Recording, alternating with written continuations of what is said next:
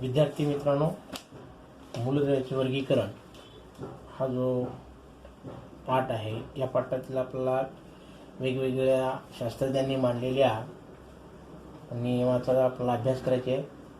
तर मूलद्रव्याचे वर्गीकरण करत असताना वेगवेगळ्या शास्त्रज्ञांनी जे योगदान दिलेले आहे त्यापैकी पहिले आहेत डोब्रायनर, दुसरे आहेत न्यूलँड्स, तिसरे आहेत मेंडेलीव आणि शेवटचे आहेत मोझले.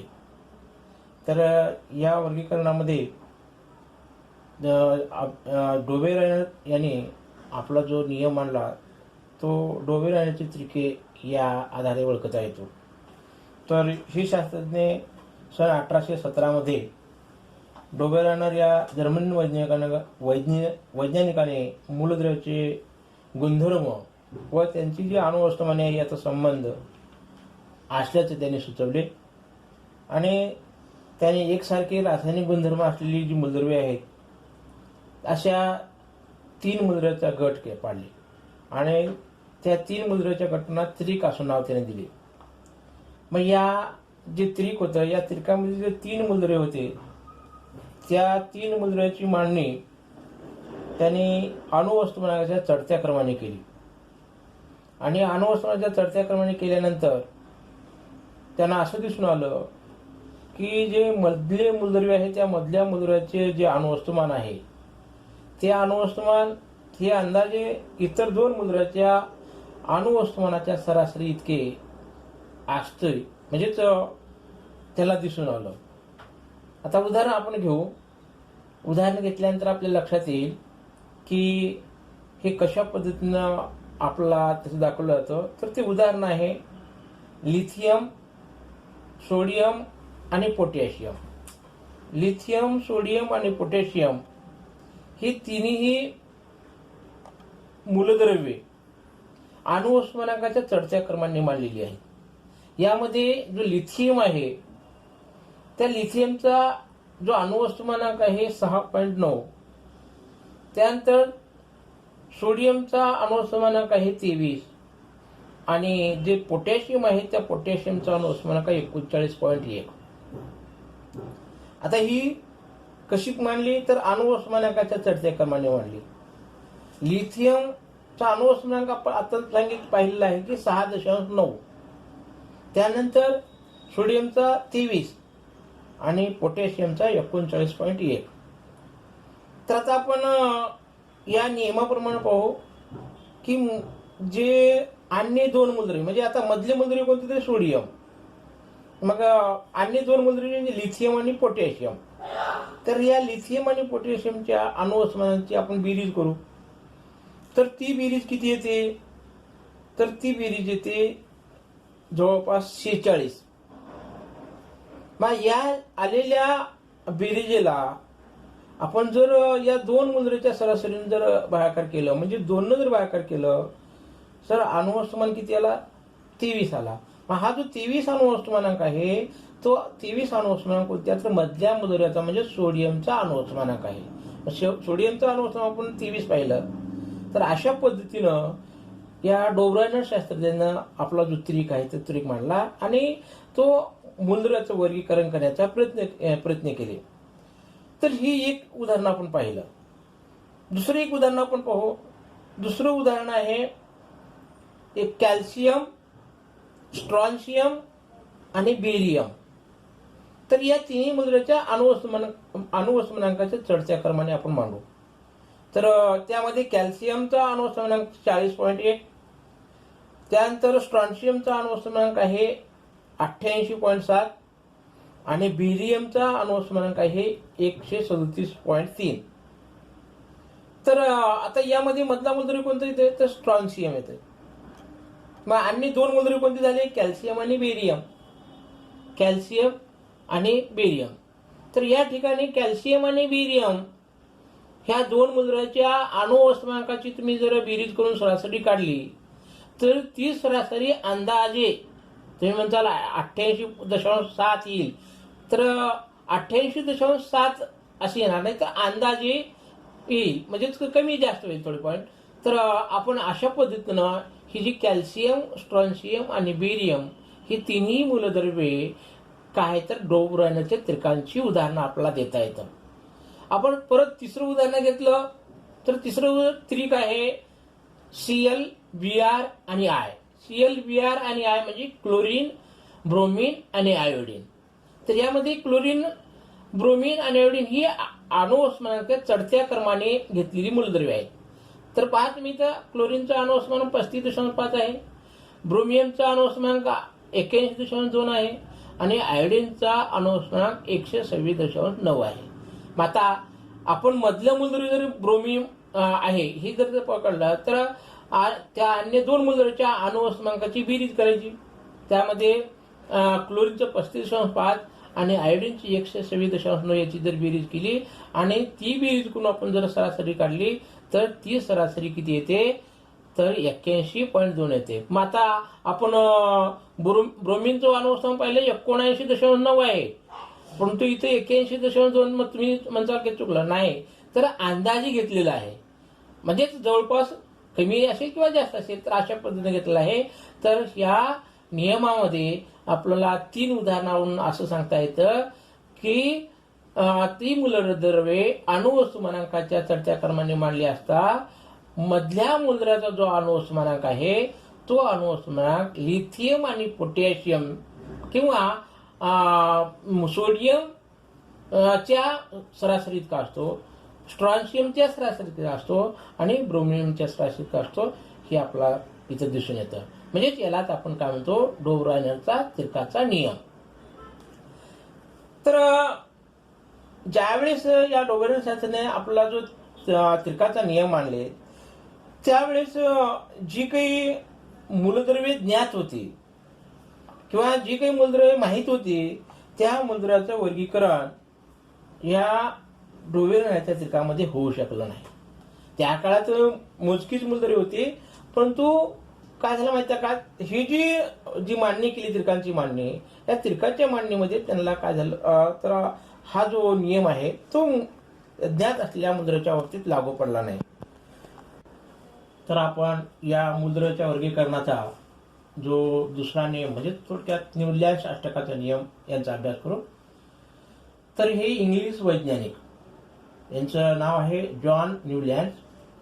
तर या शास्त्रज्ञाने एका वेगळ्या मार्गाने जो अणुवस्तुमानाचा सहसंबंध आहे तो मूलद्रव्याच्या गुणधर्माशी जोडला आणि सन 1866 मध्ये या न्यूलँड्स शास्त्रज्ञाने त्या काळी जी काही मूलद्रव्ये माहिती होती त्या माहीत असलेल्या मूलद्रव्याचं त्याच्या अणुवस्तुमानांकाच्या चढत्या क्रमाने मांडणी केली.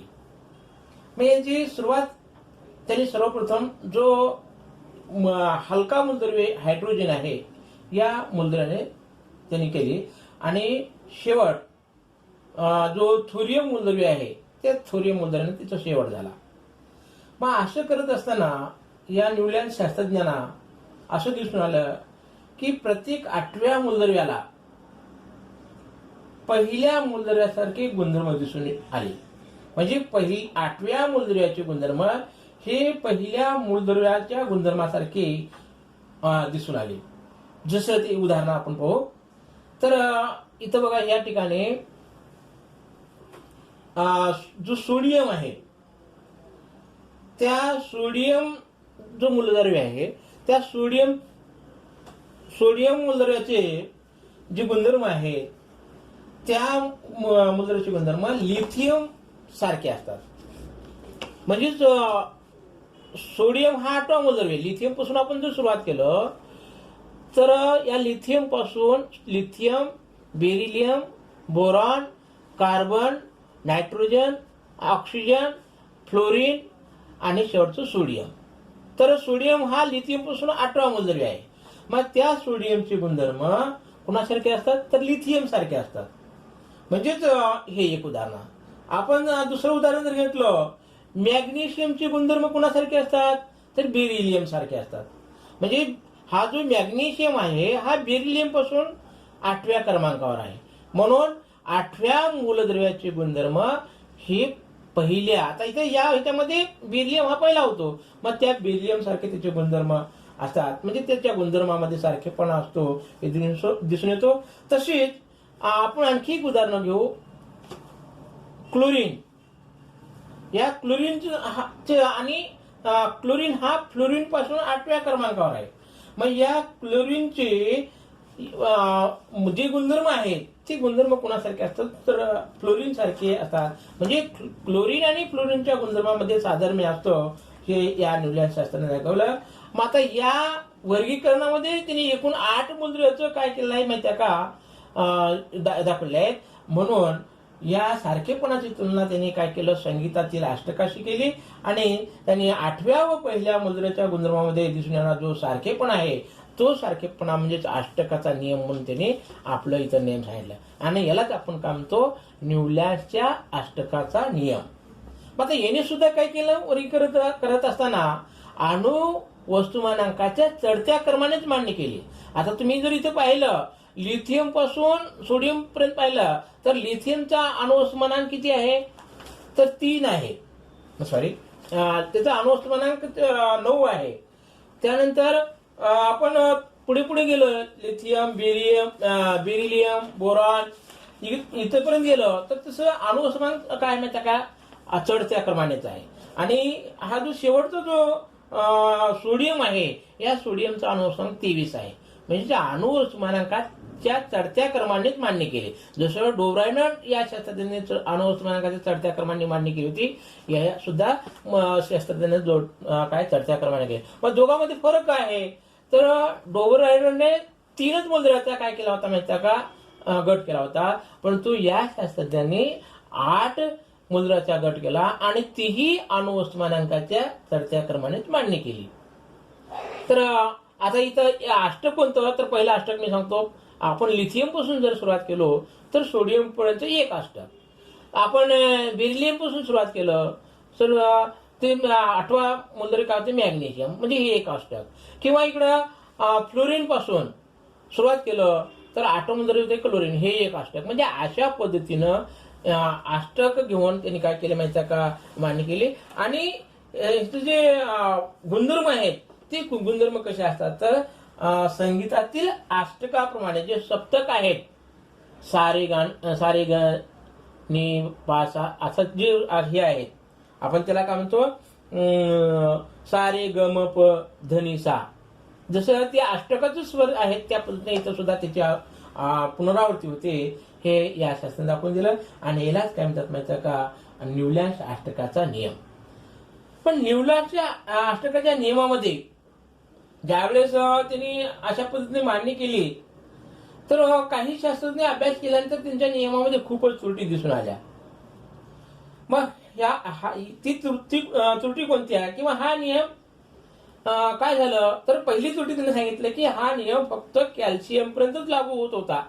आता इथं आपल्याला दिसतंय बघा या तक्त्यामध्ये तर पोटॅशियमच्या नंतर कॅल्शियम, मग ह्या कॅल्शियम पर्यंतच हा लागू होता. मग आता कॅल्शियमच्या पुढे बरीचशी मूलद्रव्ये आहेत, मग त्या मूलद्रव्यांना हा नियम लागू झाला नाही. हा नियम म्हणजे प्रत्येक 8व्या मूलद्रव्याच्या नंतर पहिल्या मूलद्रव्याचे गुणधर्म जे आहेत ते गुणधर्म कॅल्शियमच्या नंतर दिसून आले नाहीत. म्हणजे त्या काळात एक 56 मूलद्रव्ये ज्ञात होती. मग ह्या 56 मूलद्रव्यापर्यंत नियम लागू असायला पाहिजे होता किंवा लागू व्हायला पाहिजे होता. तो फक्त नियम कुठं कॅल्शियम पर्यंतच लागू झाला आणि त्यामुळे ही एक त्रुटी इथं दिसून आली. त्यानंतर जी 56 मूलद्रव्ये ज्ञात होती या ज्ञात असलेल्या सर्व मूलद्रव्यांना तक्त्यात सामावून घेण्यासाठी ह्या न्यूलँड शास्त्रज्ञानं काही जागावर 2-2 मूलद्रव्ये बसवली होती. आता एका जागेवर 2-2 मूलद्रव्ये बसवली म्हणजे ही तिच्यातली काय माहिती काय त्रुटी आहे. आता उदाहरणार्थ या ठिकाणी आपल्याला कोबाल्ट व निकेल हे 2 मूलद्रव्य दाखवले एका ठिकाणी. त्यानंतर आणखी बघा सेरियम आणि लॅन्थिनियम ही जी 2 मूलद्रव्ये आहेत ही दोन्ही मूलद्रव्ये काय केले माहिती का एकाच रकान्यात बसवलेली आहेत. म्हणजे एका जागेवर 2-2 मूलद्रव्ये बसले आहेत. मग असं ही जी त्रुटी आहे ही त्रुटी दिसून आली. मग काही भिन्न गुणधर्माची मूलद्रव्ये अष्टकातील एकाच स्वराखाली ठेवली म्हणजे त्याचे गुणधर्मही वेगळे होते परंतु एकाच रकान्यात ठेवण्यात आली. उदाहरणार्थ कोबाल्ट आणि निकेल. म्हणजे कोबाल्ट आणि निकेलचे गुणधर्म वेगवेगळे आहेत. पण वेगवेगळे असताना त्या कोबाल्ट आणि निकेलला काय केलं त्यांनी या एकाच ह्याच्यामध्ये ठेवलं. आता कोबाल्ट व निकेल या धातूंना न्यूलँडने काय केलं माहिती आहे काय, एकाच गुणधर्मात एकाच रकाने ठेवलं. आता क्लोरीन व ब्रोमीन आहे, क्लोरीन व ब्रोमीन, क्लोरीन व ब्रोमीन हे जे दोन आहे, हे दोन्ही मूलद्रव्ये काय आहेत माहिती आहे का, हॅलोजन बरोबर ठेवण्यात आलेले आहेत. मग याच्या उलट आपण कोबाल्ट व निकेल यांच्याशी साधर्म्य जर आपण पाहिलं तर इथे साधर्म्य असणारा जो लोखंड आहे म्हणजे Fe, तो जो Fe आहे, Fe ला त्यांच्यापासून लांब म्हणजे O व S या अधातू बरोबर ठेवलेला आहे. म्हणजे O आणि S हे अधातू आहेत, परंतु लोखंड हा धातू आहे आणि तो धातू असून त्या गणामध्ये किंवा त्या याच्यामध्ये त्याला काय माहिती का रकान्यामध्ये त्याला स्थान देण्यात आलेलं आहे. म्हणजे अशा प्रकारची त्रुटी दिसून आली. धातू आणि अधातू यांना अशा प्रकारे एकाच रकान्यात ठेवण्यात आलं. मग धातू आणि अधातूंना एकाच रकान्यात ठेवण्यात आलं, त्यामुळे काय झालं माहिती आहे का, हा जो नियम आहे हा नियम वर्गीकरणाच्या दृष्टिकोनातून थोडासा अयोग्य वाटला आणि त्यामुळे अभ्यास करण्यामध्ये जी काही कमतरता आहे ती कमतरता दिसू लागली. आणि अशातच नव्या शोध लागलेल्या जे काही मूलद्रव्ये आहेत आणि त्या नव्या शोध लागलेल्या मूलद्रव्याचे जे सामावून घेण्याची जी क्षमता आहे किंवा तिची जी तरतूद आहे ती तरतूद न्यूटनच्या अष्टकामध्ये करण्यात आली नव्हती. मग आता नवीन मूलद्रव्याचा अभ्यास करायचं म्हणजेच खूप थोडंसं अवघड होतं किंवा खूप थोडंसं त्रासदायक होतं. म्हणून त्यासाठी हा जो नियम आहे या नियमातल्या ह्या त्रुटी दिसून आल्या. मग नंतरच्या काळात काय झालं, बऱ्याचशा मूलद्रव्याचा शोध लागला आणि या शोध लागल्या नव्या मूलद्रव्य गुणधर्म न्यूलँडच्या अष्टकाच्या नियमात बसले नाहीत आणि त्यामुळे आणखी काही शास्त्रांना अभ्यास करावा लागला. त्यामध्ये आणखी एक पुढील शास्त्रज्ञ मेंडेलिव्ह, या मेंडेलिव्हने काय केले माहिती आहे का, एक आपली आवर्त सारणी वर्गीकरणाची जी आवर्त सारणी आहे आणि ती आवर्त सारणी तयार केली. तर अशा पद्धतीने हे झालं न्यूलँड अष्टकाचा नियम. आता आपण पुढे मेंडेलिव्हची आवर्त सारणीचा अभ्यास करू. मेंडेलिव्हची आवर्त सारणी, मेंडेलिव्हची आवर्त सारणी. तर हे जे वैज्ञानिक आहेत दिमित्री मेंडेलिव्ह, हे रशियन वैज्ञानिक आहेत आणि या शास्त्रज्ञाने 1869 ते 1872 म्हणजे जवळपास ही जो काळ आहे 13 वर्षाचा काळ, या काळात त्यांनी या मूलद्रव्यांची जी आवर्त सारणी आहे ती आवर्त सारणी विकसित केली.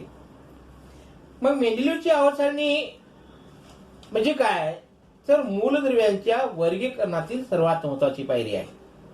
आतापर्यंत आपण पाहिलं डोबरायनर यांनी सुद्धा वर्गीकरण केले, न्यूलँड यांनी सुद्धा वर्गीकरण केले, परंतु हे जे मेंडेलिव्ह आहे या मेंडेलिव्हने जे वर्गीकरण मूलद्रव्याचं वर्गीकरण केलं तर ती वर्गीकरण काय माहिती का एक महत्वाची पायरी समजली जाते. तर या शास्त्रज्ञांनी सुद्धा वर्गीकरण करत असताना अणुवस्तुमान हा मूलद्रव्याचा मूलभूत गुणधर्म प्रमाण मानून त्यांनी काय केलं माहिती का वर्गीकरण केलं. म्हणजे आतापर्यंत आपण तिन्ही शास्त्रज्ञ जर विचार केलं, तिन्ही शास्त्रज्ञ वर्गीकरण करत असताना अणुवस्तुमानच हा मुद्दा त्यांनी विचारात घेतला आहे. परंतु या मेंडेलिव्ह शास्त्रज्ञ काय सांगतात की अणुवस्तुमान हा मूलद्रव्याचा मूलभूत गुणधर्म आहे आणि ते गुणधर्म आहे म्हणून त्यांनी प्रमाण मानलं आणि प्रमाण मानून मग या मेंडेलिव्हच्या काळामध्ये जी काही माहीत असलेली 63 मूलद्रव्ये होती त्या 63 मूलद्रव्याच्या त्यांच्या अणुवस्तुमानांच्या चढत्या क्रमाने त्यांनी मांडणी केली. म्हणजेच वेगवेगळ्या शास्त्र म्हणजे वेगवेगळ्या काळामध्ये मूलद्रव्याचा शोध लागत गेला. जसं आपण पाहिलं की डोबरायनच्या काळामध्ये काही मोजकी मूलद्रव्ये, तिथं काही आपल्याला मूलद्रव्याची संख्या असं सांगितलेली नाही, परंतु ज्यावेळेस न्यूलँडच्या काळामध्ये 56 मूलद्रव्याचा शोध लागलेला होता त्यावेळेस त्यांनी त्या पद्धतीने केले. यानंतर जे मेंडेलिव्ह आहे या मेंडेलिव्हच्या काळामध्ये 63 मूलद्रव्याचा शोध लागला आणि ती जे 63 मूलद्रव्ये होती त्या 63 मूलद्रव्याची जी मांडणी आहे जे किंवा जी वर्गीकरण आहे ते वर्गीकरण त्यांनी सुद्धा अणुवस्तुमानांच्या चढत्या क्रमाने केले आहे. आणि या मूलद्रव्याचा भौतिक व रासायनिक गुणधर्मानुसार मेंडेलिव्ह मूलद्रव्याच्या आवर्त सारणीची रचना केली. त्याच्या अगोदर आपण पाहिलं त्यांनी कोणते गुणधर्म विचारात घेतले होते, फक्त अणुवस्तुमांकाच्या चढत्या क्रमाने केली होती. परंतु या शास्त्रज्ञाने भौतिक आणि रासायनिक गुणधर्मानुसार म्हणजे दोन्ही गुणधर्माचा विचार केला, भौतिक गुणधर्माचा विचार करून आणि रासायनिक गुणधर्माचा विचार करून त्यांनी काय केले, ह्या आवर्तसारणीची रचना केली. आणि त्या आवर्तसारणीची रचना आपल्याला पुढील तक्त्याच्या सहाय्याने पाहिजे. परंतु त्याच्या अगोदर आपण ही मूलद्रव्याच्या आवर्तसारणीची रचना करताना मेंडेलीवने मूलद्रव्याच्या हायड्रोजन व ऑक्सिजन बरोबर झालेल्या हायड्रॉक्साईड आणि ऑक्साईड संयोगाची ऋणसूत्रे हे रासायनिक गुणधर्माने मूलद्रव्याचे तसे त्याच्या हायड्रॉक्साईड व ऑक्साईड जे ऑक्साईड आहेत यांच्या संयोगाचं काही जे भौतिक गुणधर्म, उदाहरणार्थ आता भौतिक गुणधर्म म्हणजे द्रवणांक आहे, उत्कलनांक आहे, घनता आहे, म्हणजे अशा गुणधर्म या जे मेंडेलीव शास्त्रज्ञ आहेत या शास्त्रज्ञांनी विचारात घेऊन त्यांनी आपलं जे वर्गीकरण आहे ते वर्गीकरण केलं. मग मेंडेलीवला असे दिसून आलं त्यावेळेस की ठराविक अवधीनंतर म्हणजे ठराविक काही घटकानंतर भौतिक व रासायनिक गुणधर्मामध्ये सारखेपणा असलेल्या मूलद्रव्यांची पुनरावृत्ती होते.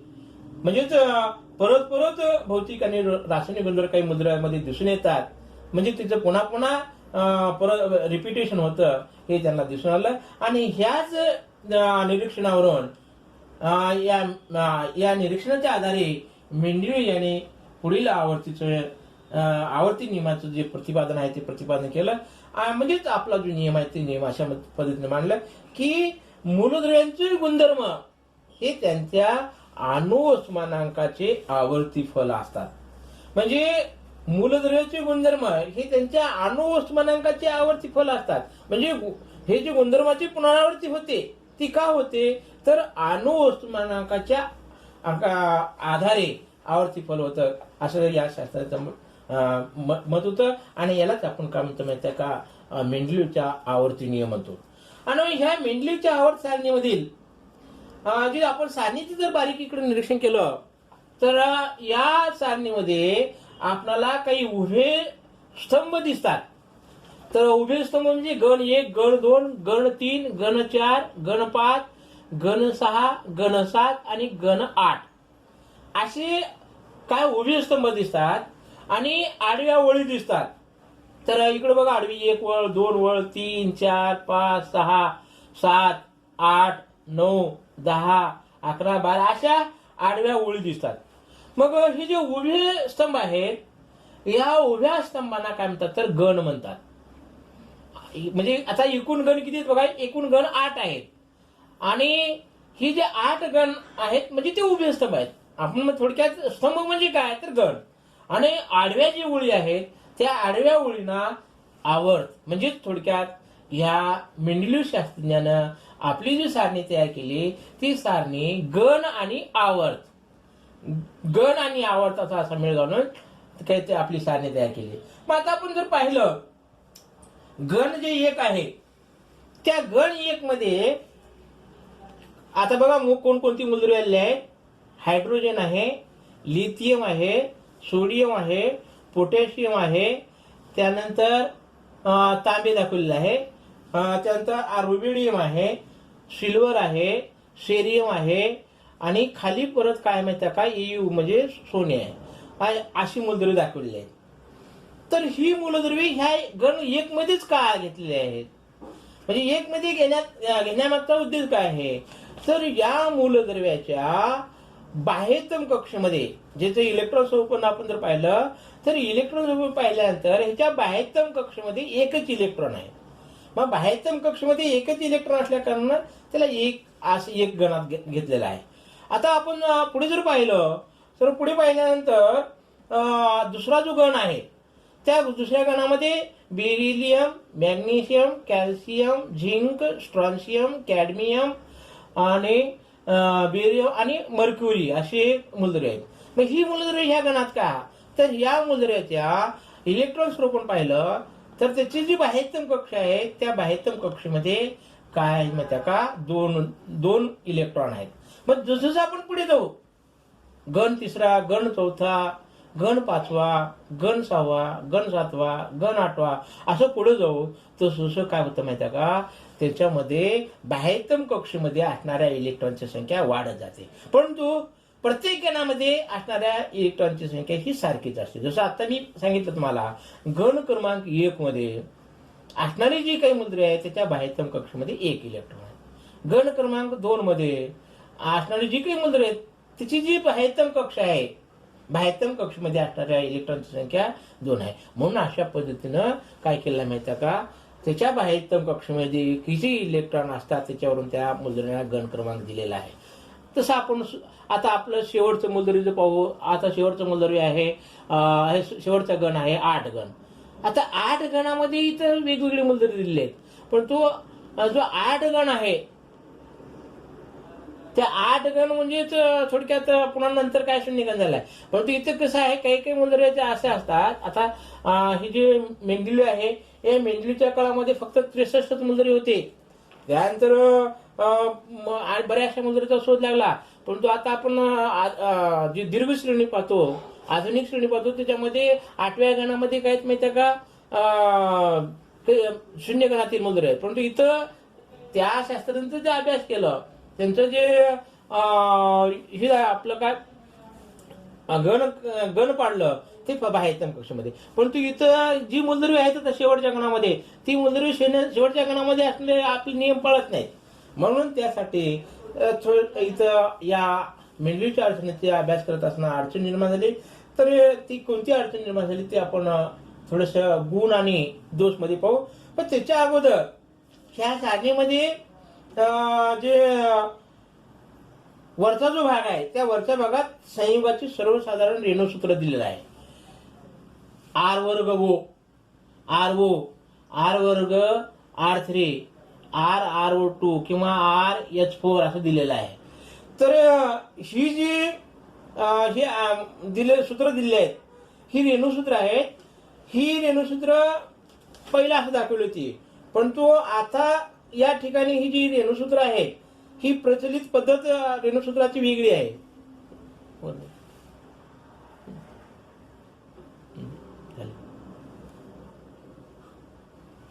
तर ही वेगळी पद्धत कशी आहे, तर R2O, आता इथं आर वर्ग ओ आहे, परंतु जी आता प्रचलित म्हणजे सध्या जी पद्धत आहे ती पद्धत रेणूसूत्राची वेगळ्या पद्धतीने लिहिली जाते. तर वेगळ्या पद्धतीने कशी लिहिली जाते, तर आर वर्ग ओ असं नाही, तर R2O किंवा R2O3, त्यानंतर RH4 किंवा RO2 असं लिहिलं जातं. म्हणजे सध्याची पद्धत याच्या पद्धतीने लिहिली जाते. मग अशा पद्धतीनं काय माहिती का, ही सारणी तयार केली. परंतु ही सारणी केल्यानंतर मेंडलीवच्या आवर्तनात अनेक रिकामा जागा सोडल्या आहेत. तर आता आपल्या इथं दिसतं बघा रिकामा जागा, काही डॅश केला आहे, इथं डॅश केला आहे. ज्या ठिकाणी डॅश केलेला आहे ती संपूर्ण रिकामा जागा आहेत. आता इथं बघा 44. तर इथं फक्त काय केलं माहिती का, त्याचा क्रमांक दिलेला आहे, मूलद्रव्याचं नाव दिलं नाही. म्हणजे अगोदर काय झालं, त्याचा अणुवस्मान माहीत झाला परंतु त्या मूलद्रव्याचं नाव माहीत झालं नाही. म्हणजे अशा प्रकारे बऱ्याच ठिकाणी काय केलं माहिती का, अनेक रिकामा जागा सोडल्या आहेत. म्हणजे ही जागा सोडण्यामागचा उद्देश काय होता, तर त्या आणखी याच्या कालावधीनंतर मूलद्रव्याचा शोध लागला जाईल आणि शोध लागल्यानंतर त्या ठिकाणी त्या मूलद्रव्याचं नाव लिहिता येईल असं एक भाकीत केलं होतं. काही ठिकाणी अणुवस्मानाचे भाकीत केलेलं दिसतं. आता मी सांगितल्याप्रमाणे गण क्रमांक 3 मध्ये चौथ्या आवर्तनामध्ये जे 44 लिहिलेलं आहे, तो 44 म्हणजे त्याचा अणुवस्मान भाकीत केलेला आहे. मग भाकीत केलेला आहे. पण मग नंतर काय झालं माहिती का, तिचा शोध लागला आणि शोध लागल्यानंतर त्या ठिकाणी त्याला काय केलं माहिती का, नाव देण्यात आलं. जसं आणखी एक पुढे आहे बघा, गण क्रमांक 4 मध्ये आवर्तन 5 मध्ये 72. तर 72 हे तिचं अणुवस्मान आहे, नाव दिलं नाही.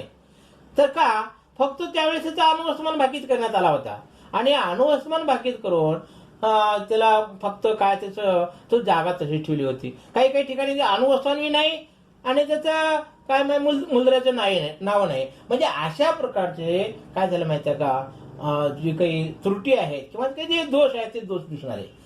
मग आता काही काही मुद्रांची नावे अनिश्चित असल्या कारणानं म्हणजे निश्चितच नव्हतं, मग त्यांच्या संज्ञेमागे प्रश्नचिन्ह दर्शविलेलं आहे. आता उदाहरणार्थ तुम्हाला इथं ह्याच्यामध्ये गण क्रमांक 3 मध्ये आणि आवर्तन 6 मध्ये वाय लिहिलंय, YT लिहिलंय, त्याच्या मागे प्रश्नचिन्ह केलं आहे. परत त्याच्या खाली परत आपण DI दिले बघा आणि त्याच्या मागे प्रश्नचिन्ह केलेलं आहे. परत त्याच्या खाली ER दिलं, त्याच्या मागे काय केलं माहिती प्रश्नचिन्ह केलं आहे. म्हणजे हे प्रश्नचिन्ह करण्याचा माझा उद्देश काय आहे, तर त्या मुद्रेचं नाव ॲट्रियम किंवा इरेशियन असे जे होतं ते काय माहिती का अनिश्चित होतं. मग अनिश्चित म्हणजे निश्चित अशा प्रकारे नव्हतं, म्हणून त्याच्या पाठीमागे प्रश्नचिन्ह केलं आहे. लॅन्थिनियम आहे, शेरियम आहे, वरच्या ठिकाणी शेरियम आहे. म्हणजे या ठिकाणी प्रश्नचिन्ह केले, बऱ्याच ठिकाणी असे प्रश्नचिन्ह केले आहेत. मग प्रश्नचिन्ह केले याचा अर्थ काय आहे, तर ते निश्चित असं नाव नाही, तर ते काय माहिती का अनिश्चित असं नाव आहे, म्हणून त्या ठिकाणी प्रश्नचिन्ह केले आहे. आणि अशा ठिकाणी बऱ्याचशा संज्ञा आपल्याला दिसून येतात. तर हे झालं काय माहितीये का या मेंडलीच्या सारणीची थोडक्यात सारणीविषयी किंवा गण आणि आवर्तनाविषयी माहिती. आता ही करत असताना मग शास्त्रीय लोकांना ह्या आवर्त सारणीचा उपयोग का झाला नाही, तर त्याचे काही गुण आणि काही दोष आहेत. तर आता आपण सर्वप्रथम काय ही गुणामुळे ही सारणी अभ्यास करण्याच्या दृष्टिकोनातून योग्य असं वाटले. मग त्याचे गुण काय आहेत, तर त्याचे गुण पाहत असताना असं सांगितलं आहे, तर विज्ञान हे एक अशा प्रगतशील अशा प्रकारचा एक विषय आहे. प्रयोग करण्याची अधिक प्रगत साधने व पद्धती वापरून जुना निष्कर्ष सुधारण्याची मुभा जी आहे ती मुभा या विज्ञानात आहे. म्हणजे काही जर त्याच्यामध्ये दोष असतील, काही त्याच्यामध्ये गुण असतील, तर मग या प्रगत साधने निर्माण झाली आणि त्या साधनाच्या आधारे किंवा नवीन पद्धती